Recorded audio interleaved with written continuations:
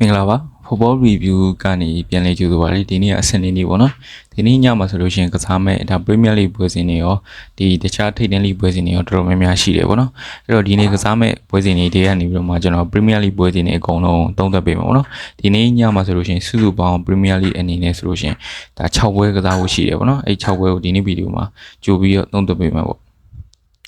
ဟုတ်ပြီတော့ဒီပထမဆုံးပွဲစဉ်အနေနဲ့ဆိုလို့ရှိရင်ဒီနေ့ညဒါအစောဆုံးပေါ့နော်ဒီ Premier League အစောဆုံးပွဲစဉ်တစ်ပွဲဖြစ်တယ်ဒီနေ့ည9:00နာရီမှာကစားမဲ့ Nottingham Forest နဲ့ Man City တို့ရဲ့ပွဲစဉ်ပေါ့နော်ဒီပွဲစဉ်ရဲ့ကြီးကိုကျွန်တော်ပြန်ကြည့်ရင်တော့ Man City ကတကူသွင်း65ပြရမယ်ပြီးတော့ဂိုးပေါင်းအနေနဲ့ဆိုလို့ရှိရင်3ဂိုးသွင်း5ပြရမယ်ဆိုပြီးတော့ကြီးထွက်ထားတယ်ပေါ့နော်အဲ့တော့ Nottingham Forest ကိုကျွန်တော်ပြန်ကြည့်ရင်လက်ရှိဒါ Premier League အိမ်ဝင်ပွဲစဉ်မှာဆိုလို့ရှိရင်9ပွဲစရိုက်ထိ Nottingham Forest ကမရှုံးသေးဘူ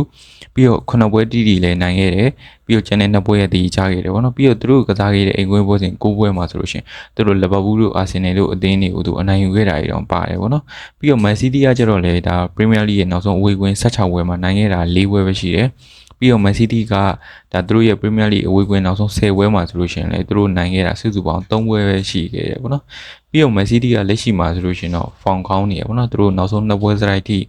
winning streak ရတယ်ပြီးတော့ twin goal အနေနဲ့ဆိုလို့ရှိရင်4 goal ထိရခဲ့တယ်ပြီးတော့နောက်ဆုံးဒီ forward နဲ့တွေ့ခဲ့တဲ့ဒီနောက်ဆုံး5ပွဲမှာဆိုလို့ရှိရင်လည်းသူတို့ရဲ့ tactic ကဒီ twin goal စုစုပေါင်း14 goal ထိရခဲ့တယ်ခံစစ်ပိုင်းကတကူပဲခွင့်ပြုပေးထားရတယ်ပေါ့နော်အဲ့တော့ထိတိုက်လေးဆိုမှတ်တမ်းဒီမှာဆိုလို့ရှိရင် CD က Nottingham Forest ကိုတော်တော်လေးကိုလွှမ်းမိုးထားတာကိုတွေ့ရတယ်ဒါမှမဟုတ် Forest ကလည်း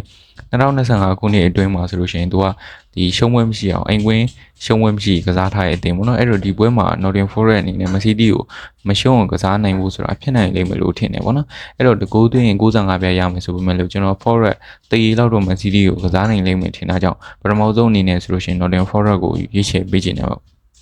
ဟုတ်ပြီတော့ဒီဒုတိယမြောက်ပွဲစဉ်အနေနဲ့ဆိုလို့ရှိရင်ဒီည9နိုင်ခွဲမှာကစားမဲ့ Brighton နဲ့တစ်ဖက်က Fulham တို့ရဲ့ပွဲစဉ်ပေါ့နော်အဲ့ပွဲစဉ်ရဲ့ကြီးကိုကျွန်တော်ပြန်ကြည့်ရင်တော့ Brighton ကဒီ level 85ပြရှုံးပေါ့နော်တည်ကြရင်85ပြရှုံးမယ်ဆိုပြီးတော့ကြီးထွက်တယ်ပြီးတော့ဂိုးပေါင်းအနေနဲ့ဆိုလို့ရှိရင်တော့3ဂိုးသွင်းပြ80တိတိရမယ်ဆိုပြီးတော့ကြီးထွက်တယ်ပေါ့နော်အဲ့တော့ဒီ Brighton နဲ့ Fulham Brighton အတွက်ကပြောရမယ်ဆိုလို့ရှိရင် Fulham ကအသင်းကြီးတဲ့တင်းပဲပေါ့နော်သူတို့နောက်ဆုံးထိတိုက်တွေ့ဆုံခဲ့တဲ့10ချိန်မှာဆိုလို့ရှိရင် Brighton အနေနဲ့ Fulham ကိုလုံးဝအနိုင်မရတဲ့ထားတည်ဘူးပြီးတော့ Fulham အနေနဲ့ကကျတော့လ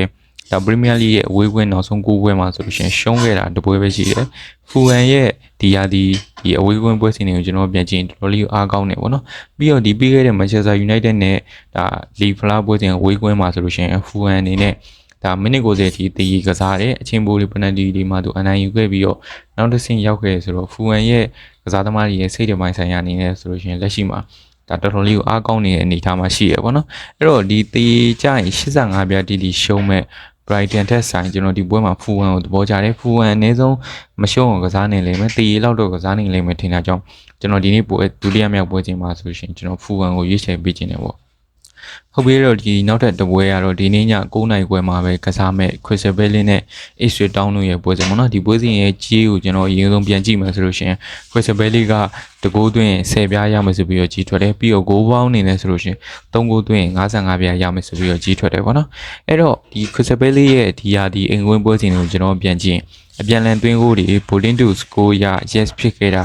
64ရာခိုင်နှုန်းထိရှိခဲ့တယ်ပေါ့နော်ပြီးတော့ Ipswich Town တင်းရဲ့ဒီရာဒီ Premier League အဝေးကွင်းပွဲစဉ်တွေကိုကျွန်တော်ပြန်ကြည့်လို့ရှိရင်လည်းဒီ bowling to score ပေါ့နော်ဒီအပြန်လန်သွင်းကိုရှိခဲ့တာ89ရာခိုင်နှုန်းထိရှိခဲ့တယ်ပေါ့နော်ပြီးတော့ Crystal Palace ကဒီ Premier League မှာဆိုရှင်သူတို့ကစားခဲ့အင်္ဂဝင်နောက်ဆုံး9ပွဲမှာဆိုလို့ရှိရင်6ပွဲကနှစ်သိန်းပေါင်းသွင်းကို3ဂိုးထိရှိခဲ့တယ်ပြီးတော့ Ipswich Town အသင်းကကြတော့လေသူတို့ကစားခဲ့တဲ့ Premier League နောက်ဆုံး9ပွဲမှာဆိုလို့ရှိရင်ဒီသူတို့ရဲ့ခံစစ်ပိုင်းကပေးကိုစုစုပေါင်း22ဂိုးထိခွင့်ပြုပေးထားရတယ်ပေါ့နော်အဲ့တော့ဒီပွဲမှာလည်းအပြန်လန်သွင်းကိုတွေရှိလာလိမ့်မယ်လို့ထင်တယ်3ဂိုးသွင်းရင်55ပြားရမယ်ဆိုပေမဲ့လို့ကျွန်တော်ဒီပွဲမှာဂိုးပေါ်ကြိုက်တယ်ပေါ့နော်အဲ့တော့ဒီနေ့ပွဲစဉ်မှာဒီဂိုးပေါ်ရွေးချယ်ပေးခြင်းနဲ့ဟုတ်ပြီတော့ဒီနောက်ထပ်တပွဲရကျတော့ဒီနေ့ည9နိုင်ခွဲမှာပဲထပ်ပြီးတော့ကစားမဲ့လီဗာပူးနဲ့ဆောက်တန်တို့ရဲ့ပွဲစဉ်ပေါ့နော်ဒီပွဲစဉ်ရဲ့ကြီးကိုကျွန်တော်ပြန်ကြည့်ရင်လီဗာပူးက2ဂိုးသွင်းရင်90ရှုံးမယ်ပေါ့နော်လီဗာပူးကနေမှာဆိုလို့ရှိရင်တော့ဒီပွဲမှာလီဗာပူးဆောက်တန်ကိုအနည်းဆုံး3ဂိုးပြတ်သွင်းဖို့လိုတယ်ပေါ့နော်ဒီဂိုးပေါင်းကြီးကိုကြည့်မယ်ဆိုလို့ရှိရင်တော့4ဂိုးသွင်း65ပြားရမယ်ဆိုပြီးတော့ကြီးထွက်တာကိုတွေ့ရတယ်ပေါ့နော်အဲ့တော့လီဗာပူးကဒါလက်ရှိ Premier League မှာဆိုလို့ရှိရင် MLB ရဲ့ထိပ်ဆုံးမှာရပ်တည်နေတယ်ပြီးတော့ဒုတိယနေရာအာဆင်နယ်အသင်းနဲ့ဆိုလို့ရှိရင်လက်ရှိမှာရမှတ်73မှတ်ထိကွာနေရပြီးတော့ လာမယ့်ဂျာရက်မှာဆိုလို့ရှိရင်ချန်ပီယံလိကစားဖို့ PSG နဲ့ကစားဖို့ရှိတယ်ပေါ့နော်အဲ့တော့ဒီနေ့ပွဲစဉ်မှာကျင်းနေပါတော့ဒါလီဗာပူးရဲ့နီးပြအာနီစလော့အနေနဲ့ကတော့သူ့ရဲ့ကစားသမားတွေကို risk ယူပြီးတော့ဒီပွဲစဉ်မှာဒီအကုန်လုံးပွဲထွက်ပြီးတော့ကစားကိုင်းနေမယ်လို့တော့မထင်ဘူးသူတို့ဒီဂျာရက်မှာ PSG နဲ့ကစားဖို့လည်းရှိတယ်ပြီးတော့ဒီပြီးခဲ့တဲ့ဂျာရက်မှာ PSG နဲ့ကစားထားတော့လီဗာပူးရဲ့ကစားသမားတွေတင်းတွေပေါင်းပွဲပန်းနေလိမ့်မယ်ဒီပွဲမှာ risk ယူပြီးတော့သူ့ရဲ့ကစားသမားတွေပွဲထုတ်မှာမဟုတ်သလိုဒါသူ့ရဲ့ကစားသမားတွေကိုသူအလှည့်ပြောင်းလုပ်ပြီးပွဲထုတ်လာနိုင်တယ်ပြောရလို့ရှိရင်ဒီလိုမျိုးအလှည့်ပြောင်းလုပ်ပြီးပွဲထွက်လာတာကတစ်ဖက်ကဆောက်တရန်အတွက်ကအခွင့်အရေးတစ်ခုဖြစ်လာနိုင်တယ်ပေါ့နော်ပြီးတော့ဒီယာဒီမှာလီဗာပူးကဆောက်တရန်နဲ့ထိတိုက်တွေ့ဆုံကထားတဲ့နှစ်ပွဲကိုကျွန်တော်ပြန်ကြည့်ရင်လီဗာပူးအနေနဲ့ဆောက်တရန်ကိုတကူထဲနဲ့ပဲကပ်ပြီးတော့နိုင်ခဲ့ထားခဲ့တာဒီတကူထပ်ပို့ပြီးတော့ဆောက်တရန်ကိုနှစ်ကိုပြတ်ထိတွင်းပြီးတော့နိုင်ခဲ့ဘူးတာမရှိဘူးပေါ့နော်အဲ့တော့ဒီပွဲမှာလီဗာပူးအနေနဲ့ကစားသမားတချို့အနားပေးလာမယ်ဒါကဆော်ဒရန်အတွက်အတားကြတစ်ခုဖြစ်လာလိမ့်မယ်လို့ထင်တယ်လီဗာပူးကိုဆော်ဒရန်6မပြတ်မရှုံးကစားနိုင်လိမ့်မယ်လို့ထင်တယ်ပေါ့နော်အဲ့တော့နှစ်ကိုသွင်း90တိရှုံးမယ်လီဗာပူးတဲ့ဆိုင်ကျွန်တော်ဒီပွဲမှာဆော်ဒရန်ကိုဒါရွေးချယ်ပေးခြင်းပါတယ်ဟုတ်ပြီတော့ဒီနောက်ထပ်ပွဲစဉ်ကတော့ဒီနေ့ည12နာရီမှာကစားမဲ့ Brentford နဲ့ Aston Villa တို့ရဲ့ပွဲစဉ်ပေါ့နော်ဒီပွဲစဉ်ရဲ့ကြီးကိုကျွန်တော်ပြန်ကြည့်ရင် Brentford က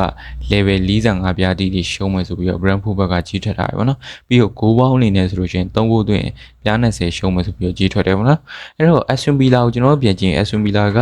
သူတို့ဂျာရက်မှာ Champions League ကစားပြီးတော့ပထမဆုံးကစားရတဲ့ Premier League ပွဲစဉ်တွေမှာဆိုလို့ရှိရင်ရလက်မကောင်းတတ်ဘူးသူတို့ဒါ Champions League ဂျာရက်မှာကစားပြီးတော့ဒါ Premier League တန်းပြီးတော့တိုက်ရိုက်ကစားရတဲ့နောက်ဆုံး9ပွဲကိုကျွန်တော်ပြန်ကြည့်ရင် Aston Villa အနေနဲ့9ပွဲလုံးနိုင်ပွဲမရထားဘူးပေါ့နော်ပြီးတော့ Aston Villa ကဒါ Premier League အဝေးကွင်းနောက်ဆုံး9ပွဲမှာဆိုရှင်ဒါရှုံးပွဲ9ပွဲတိတိတွေ့ထားခဲ့တယ် Brentford အနေနဲ့ကကြတော့လေသူတို့ရဲ့ဒီ Premier League နောက်ဆုံး9ပွဲမှာဆိုလို့ရှင်သူတို့ရဲ့တိုက်စစ်က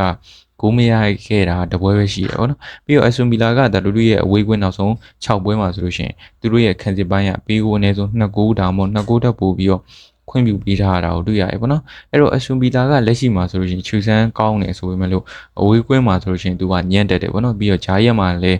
ချန်ပီယံလိပွဲစဉ်ကစားဖို့ရှိတယ်ဆိုတော့ပွဲပန်းနိုင်တယ်ပေါ့နော်အဲ့တော့ဒီပွဲမှာ Brentford အိမ်ကွင်းလည်းဖြစ်တယ်ဒီအဝေးကွင်းညံ့တဲ့ဒီ Villa ကိုသူအနိုင်ယူနိုင်လိမ့်မယ်လို့ထင်တယ်ပေါ့နော်အဲ့တော့တည်ရကြရင်45ပြားရှုံးမယ်ဆိုပေမဲ့လို့ကျွန်တော်ဒီပွဲမှာဆိုလို့ရှိရင် Brentford ကိုရွေးချယ်ပေးခြင်းတယ်ပေါ့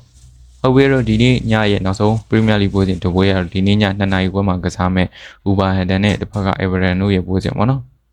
အဲ့ဒီပွဲစဉ်ရဲ့ကြီးကိုကျွန်တော်ပြန်ကြည့်မယ်ဆိုလို့ရှိရင်တော့ Wolverhampton က